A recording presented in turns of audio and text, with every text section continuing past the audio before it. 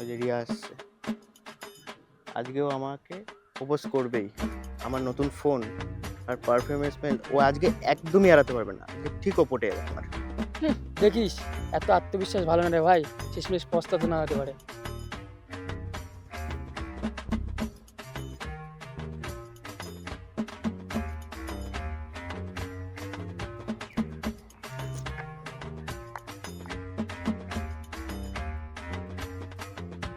দেখ রিয়া এদিকেই আসছে, দেখ ঠিক এদিকেই আসছে, এদিকেই আসছে, দেখ আমার সামনে, দেখ